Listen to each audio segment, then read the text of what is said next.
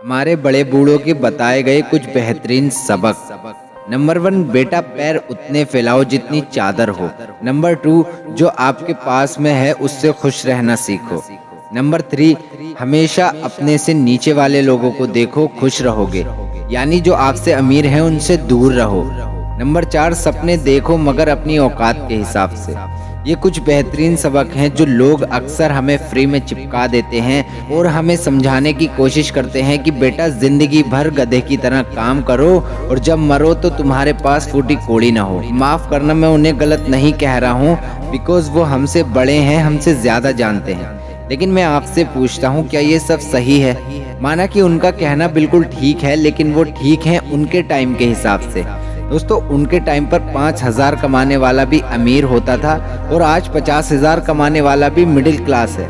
माफ़ करना अगर मैं कुछ ज़्यादा बोल दूं, लेकिन मेरा फ़र्ज़ है आपको सही बात बताना। आपके बड़े बूढ़ों का दौर साइकिल का दौर था और आपका दौर टेस्ला, लैम्बोर्गिनी जैसी कार्स का है। उनका दौर चिट्ठियों का दौर था और आपका दौर आईफोन का है। समय के साथ जो खुद को नहीं बदलता, ये दुनिया उसको पीछे छोड़ देती है। आपने देखा होगा नोकिया का मोबाइल, एक टाइम पर नोकिया मोबाइल इंडस्ट्री पर राज करने वाली कंपनी थी, लेकिन इसने अपने आप को समय के साथ नहीं बदला और अपने उसूलों पर अड़ी रही और मार्केट ने उसे नीचे पटक कर रख दिया।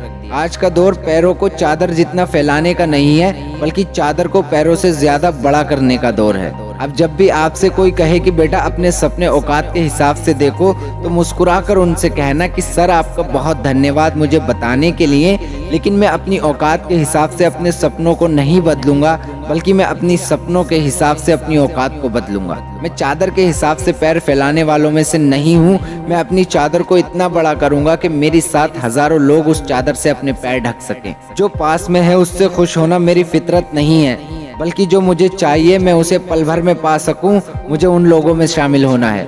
दोस्तों, लोगों की छोटी सोच की वजह से अपने आप को नोकिया मत बनने देना, बल्कि इस दुनिया की पसंद के हिसाब से खुद को आईफोन बनाओ। एक कहानी आपको सुनाता हूँ जो आपको फर्क समझाएगी बड़ा सोचने वाले और छोटा सोचने वाले लोगों में। दो दोस्त होते हैं, दोनों मिडिल क्लास, नॉर्मल फैमिली जहाँ सब कुछ ठीक ठाक चलता है। दोनों दोस्तों की सोच में बड़ा फर्क होता है। एक अपनी सिचुएशन से खुश है और ऐसे ही आराम से जिंदगी गुजारना चाहता है, लेकिन दूसरा दोस्त सक्सेसफुल बनना चाहता है और अमीर बनना चाहता है, महंगी गाड़ियां, लग्जरी लाइफ चाहता है। तो इसी के चलते वो कमाने दूसरे देश जाता है और वहां से अपनी मेहनत के दम पर एक बड़ा आदमी बन के लौटता है। अब उसके पास वो सब कुछ होता है जिसका वो कभी सपना देखता था। एक दिन वो अपने उसी पुराने दोस्त से मिलने जाता है। दोनों दोस्त मिलते हैं, बैठकर बातें कर रहे होते हैं कि तभी उसके दोस्त की नज़र उसके हाथ में पड़ी घड़ी पर पड़ती है और वो पूछता है कि यार तेरी घड़ी तो बड़ी अच्छी है, कितने की है?